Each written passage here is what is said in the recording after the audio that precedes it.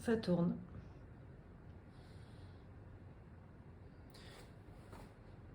Il y a quelque temps de ça, après le décès de ma maman, ma sœur m'a invité à récupérer dans la maison de famille quelques objets auxquels je tenais. J'ai décidé de récupérer un grand faitout dans lequel ma mère faisait les gras doubles et le garde-à-manger, le petit garde-à-manger de famille. Bon, j'ai choisi ces deux objets et c'était suffisant pour moi par rapport à la question de la mémoire, de la trace. Et j'ai choisi le garde-à-manger parce que, en le voyant dans la maison, je me suis rappelé que j'avais réparé ce garde-à-manger quand j'étais adolescent avec mon père qui est mort il y a très longtemps. Et que ça avait été un moment insolite, ce moment du bricolage, de réparation du garde-à-manger. Ce garde-à-manger, c'est mon grand-père, qui était charron, qui l'avait fait. Et donc je devais avoir 14 ans par là quand on a réparé avec mon père. Et en fait, on avait démonté tous les grillages pour les refaire. Et les grillages sont fixés avec des petites baguettes de bois. Et quand on a eu fini de tout habiller, tout fixer, etc., on s'est rendu compte qu'en fait, on avait complètement oublié de laisser la place pour que la porte du garde-à-manger puisse s'ouvrir. Donc on a dû refaire toute la partie de la porte, ça nous a beaucoup fait rire. Et voilà, donc c'était une espèce j'avais envie de récupérer cet objet qui en même temps avait, grâce à ses compétences, parce que nous l'avions quand même assez bien fait, avait protégé toute l'alimentation qui était passée dedans pendant un grand nombre d'années. Et j'ai récupéré cet objet, mais qui était très très abîmé, qui avait été en partie attaqué par la vermine. Et voilà, je l'ai amené ici, je l'ai gardé quelque temps. Et puis un jour, je me suis dit, bon, en fait, si je veux me servir de cet objet, c'est quand même, à l'avoir quand même, il faut s'en servir, puisque je me suis servi depuis du faitout. À s'en servir, il fallait qu'il soit opérationnel, et pour ça, il y avait un gros travail de restauration. Il se trouve qu'à quelques pas d'ici, de chez moi, dans le quartier Figuerolles, il y a un couple de personnes qui restaurent des meubles anciens. Donc je suis allé frapper chez ces gens, et c'est Bernadette Baquès qui m'a accueilli. J'ai expliqué un peu mon histoire et elle m'a dit, écoutez, nous on n'a pas trop l'habitude de restaurer des choses comme ça, mais si ça a du sens pour vous, il faut nous le montrer. Donc je suis allé quelque temps après présenter l'objet et elle a regardé, elle a dit oui, effectivement, il y a du travail, il y a beaucoup de travail à faire dessus. Il manque même du bois, il y a du bois qu'il va falloir remplacer. Mais c'est tout à fait possible. Et donc oui, on peut faire ça. J'ai dit, ben, écoutez, faites-moi donc une étude, un devis pour du temps est passé, quelques temps après, elle m'a recontacté, plusieurs mois après, ça a mis du temps, pour me dire, voilà, ça coûterait tant. Et c'était un montant assez élevé par rapport on va dire, à la valeur objective de l'objet. Sauf que valeur objective, c'est difficile d'en parler puisque c'est un objet qui avait une valeur affective. Et donc du coup, je suis allé la voir à son atelier, je lui ai dit, écoutez, c'est un budget considérable, en fait, je vous propose, si vous le voulez, de faire un échange avec une œuvre, puisque je suis artiste plasticien. Et est-ce que ça vous intéresserait de faire un échange? Et du coup, elle a dit oui, ça m'intéresse, il faut que je voie votre travail. Donc elle est venue à l'atelier. Elle était très sensible au fait que je travaillais avec du papier, puisqu'il travaillait beaucoup avec le bois. Et donc je lui ai montré les œuvres que j'avais à disposition. Elle n'était pas parfaitement... trouvait pas l'équilibre entre tout ça. Et puis d'un coup, elle me dit, mais pourquoi vous ne feriez pas une œuvre dédiée à ce qu'on est en train de, à ce que vous m'avez raconté, à l'histoire de cet objet, à ce que vous y projetez dedans, au temps qui a passé.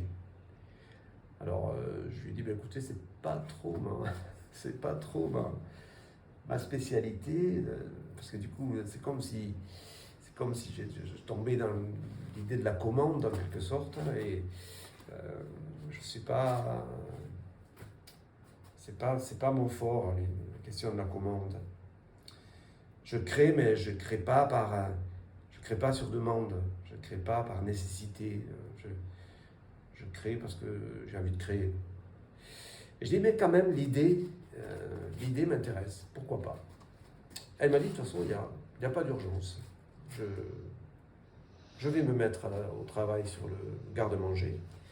Et il n'y a pas d'urgence quant à la remise de l'œuvre. Ça s'est passé plusieurs mois, peut-être un an, avant qu'elle m'appelle et en me disant Patrice, le garde-à-manger est prêt. Je suis allé chercher l'objet, magnifique. Effectivement, il est restauré, on dirait qu'il est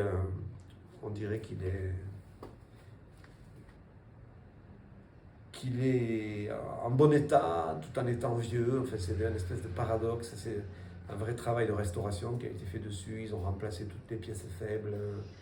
Enfin, du coup, il est aujourd'hui opérationnel, le garde-manger. Et c'est super. Et du coup, par contre, à partir de là, il fallait que je me mette à penser à l'œuvre. Alors, j'étais parti sur les formats d'œuvre que je fais, c'est-à-dire on travaille sur le papier. Mais comment, parce qu'avec le travail sur le papier, les rouleaux, il y a la question du parcours. Bon, bien sûr, il y a toujours du temps dans les parcours, il y a le temps du parcours, le temps de la mise en œuvre, mais là, on parlait d'un temps tellement ancien. J'ai laissé, je voyais pas, je trouvais pas la façon de commencer en tout cas. Et il se trouve que une personne une artiste qui s'appelle Yobako, puisque je suis ici dans une rue des Ateliers, la rue des Ateliers, qui est la rue du Général Vincent à Montpellier.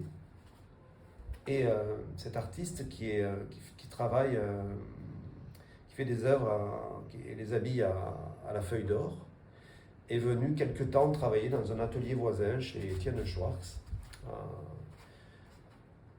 à la Factory.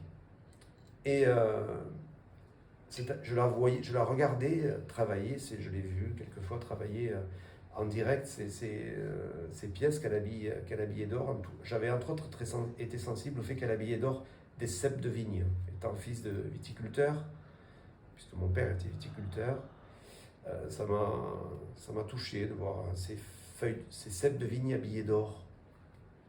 C'est un peu comme ça que je les vois finalement, ces ceps de vigne, moi aussi. Ça vaut de l'or. Et en fait, je lui ai dit, est-ce que tu pourrais habiller un cadre, puisque il y a des œuvres que je travaille avec papier en rond, et il y a des œuvres où c'est le cadre dans lequel je viens poser le papier. Est-ce que tu pourrais habiller un cadre d'or? Elle me dit, ben oui, bien sûr. Donc j'ai fait faire un cadre de 39 cm de côté, toujours un peu plus de 6 cm d'épaisseur, puisque dedans, le papier que je mets dedans, habituellement, fait 57 mm de large, dans la profondeur, comme ça. Et je lui dis, en fait, ce qui m'intéresserait, c'est que tu l'habilles d'or, mais à l'intérieur. Comme si finalement, ce qui était précieux, c'est ce qui était dedans. Ça ne se voyait pas trop, en quelque sorte. Là, je commençais à rentrer dans le projet, en fait. Dans le projet de la mémoire. Finalement, le garde-manger, la valeur qu'il a, c'est une valeur tout à fait affective, je l'ai dit. En lui-même, il vaut rien. C'est du bois tout à fait vulgaire, du pain. J'ai d'ailleurs fait faire un cadre en pain, ici aussi. Mais habillé d'or à l'intérieur, parce que finalement, il a une valeur, une autre valeur. Et donc, elle a fait cet habillage de la feuille d'or à l'intérieur de ce cadre. Donc ça y est, j'étais parti, l'œuvre était partie, mais quoi mettre dedans? J'avais le cadre, mais que mettre dedans? Et ce cadre est resté comme ça à l'atelier pendant plusieurs mois. Je réfléchissais, est-ce que j'y mets du papier, quel rapport à la distance, quel rapport au temps, comment construire quelque chose. Et mais quand même, j'étais content du fait d'avoir utilisé le bois de pin que j'habille d'or à l'intérieur. Et ce carré, ça me reliait aussi avec la forme, le volume le cube du garde-manger et le grand-père, du coup, puisque c'est mon grand-père qui avait fabriqué le garde-manger initialement. On part quelques jours travailler pour le tango dans le Minervois, puisque c'est ma région natale. Ma sœur a donc hérité de la maison familiale et des voisins, depuis quelque temps, ont aménagé une partie de leur habitat en gîte qu'ils louent. Donc, comme on allait travailler à Minervois, j'ai proposé de louer cette maison. Il se trouve que la maison que l'on a louée, c'est l'ancienne maison du forgeron, et qui est à quelques enjambées de ma propre maison d'enfant, à 50 mètres à tout casser. Et en dessous de la maison que l'on louait, le rez-de-chaussée, c'est à l'étage qu'on loue, le rez-de-chaussée, c'était l'atelier du forgeron qui faisait aussi maréchal Ferrand. Mais ce forgeron fabriquait les pièces métalliques des charrettes que faisait mon grand-père. Et du coup, d'être là, d'être sur place, j'ai renoué contact avec donc, du coup, mes voisins d'enfance. Et c'était très très sympathique d'ailleurs de se retrouver là et de les retrouver là. Et du coup, j'ai osé demander, est-ce que je pourrais éventuellement aller voir l'ancien atelier du forgeron. Et ils me disent, oui, oui, bien sûr. L'idée étant, pour moi, d'aller voir s'il ne restait pas des choses qui pourraient venir servir le projet. Et je suis donc allé chercher. En fait, mon idée, c'était de trouver une pièce circulaire qui pourrait venir se placer autour du volume du carré. Non pas dedans, mais autour. Et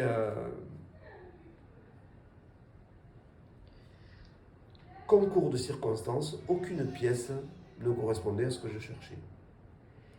Mais en sortant de cet atelier, un autre voisin sort de chez lui et nous demande qu'est-ce qu'on fait là. Donc je lui dis, je me présente parce qu'il ne m'avait pas reconnu. Et je lui dis, voilà, on est en train de trafiquer, on cherche des pièces métalliques. Ah, il me dit, mais des trucs de tonneaux. Les trucs de tonneaux, là, ça serait bien, ça, c'est rond, les trucs de tonneaux. Et il y en a un peu plus loin que tu peux aller chercher, il y a des tonneaux qui sont démontés proches de la cave coopérative. Va les chercher, et puis s'il y en a, s'ils y sont, tu peux les prendre. J'y vais. Et donc je récupère 2 cerceaux de tonneaux, qui aujourd'hui sont ici, un est ici, l'autre est là, en me disant, ça servira sans doute pour la pièce. Ensuite me vient une idée, du coup ça relie des choses, et je me dis en fait, l'atelier de mon grand-père, l'endroit où a été fabriqué le garde-manger, et mon travail sur les distances. Donc en fait je me suis dit, en fait, mais je ne sais combien de fois mon père, plusieurs fois par jour, faisait ce trajet de la maison à l'atelier pour aller, parce qu'il servait aussi d'atelier de stockage. Et j'ai ce souvenir d'aller dans cet atelier et de toujours m'interroger. Mon père gardait des boîtes de conserve. Et j'osais jamais lui demander, mais enfin papa, mais pourquoi tu gardes toutes ces boîtes de conserve? Il en conservait, mais vides bien entendu. Pourquoi il gardait toutes ces boîtes qui rouillaient? On rentrait derrière la porte à gauche, il y avait un tas de boîtes à conserve, mais un tas, quand je vous dis un tas, c'est qu'il y en avait énormément. Et un jour, j'ai quand même osé lui demander, en lui disant, mais enfin, à quoi ça sert toutes ces boîtes à conserve? Et il me répond, ça sert à faire des doses. C'est-à-dire qu'en fait, effectivement, le volume de la boîte de conserve pouvait correspondre à faire des doses pour utiliser les produits qui servaient au traitement des vignes. Je parle bien sûr du sulfate et du soufre, puisqu'il n'utilisait quasiment exclusivement que ça. Et vous le voyez d'ailleurs, ça est une boîte sur laquelle il y a des restes de traces de soufre, et parce que c'est une boîte qui a servi à mon père de dose pour mettre du soufre dans ces machines pour aller faire le traitement contre l'oïdium. Et chose que j'ai faite moi aussi, bien sûr, avec mon père, aller traiter les vignes le matin tôt. Et j'ai donc demandé à mon frère si il pouvait me prêter les clés de l'atelier afin que j'aille voir s'il reste encore quelques boîtes de conserve, puisque l'atelier est toujours quasiment en l'état. J'y suis allé, j'ai donc, vous le voyez, trouvé une boîte de conserve que j'ai récupérée. Et je me suis dit, ça servira le projet. Ensuite, j'ai mesuré la distance qu'il y avait entre la maison et l'atelier. Puisque vous le savez, dans les questions du travail sur des cercles en papier, il y a toujours la question de distance. Donc avec l'odomètre, j'ai mesuré la distance et il y a 185 mètres de distance entre la porte de la maison et l'entrée de l'atelier de l'ancien atelier de mon grand-père. J'ai donc travaillé, ah oui, parce que du coup j'ai aussi un souvenir, je me suis appuyé sur un autre souvenir, c'est celui de la première fois où mon père a tracé quelque chose pour faire, je crois que c'était pour poser un tuyau à la maison. Il a tracé avec le fil bleu sur le mur la trace du tuyau. Et pour faire la droite, il a sorti ce fil bleu comme d'une gourde là, dans laquelle il y avait de la poudre bleue. Il a posé ça sur le mur, paf, il a tiré, ça fait un trait bleu parfait. J'ai adoré et le geste, le son et bien sûr le rendu, une espèce de magie.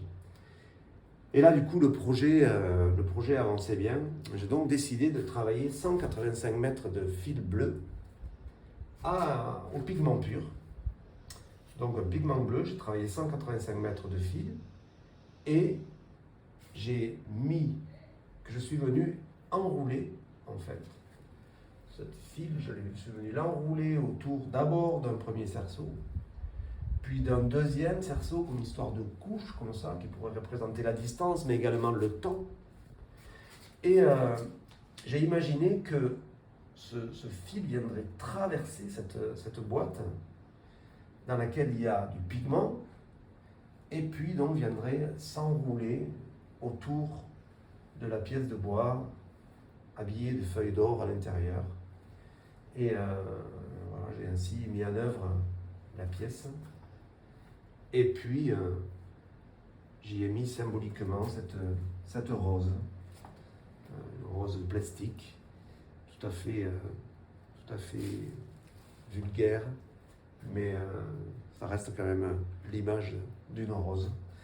Et donc la pièce s'appelle Conservation, Conversation, puisque c'est finalement l'ensemble des conversations que j'aurais eues avec les différents interlocuteurs, Bernadette Baquès au départ, et puis tous les autres après, les voisins, ma famille, mes frères, que finalement, les voisins artistes, que finalement la pièce est ce qu'elle est aujourd'hui. Je vous remercie pour votre attention.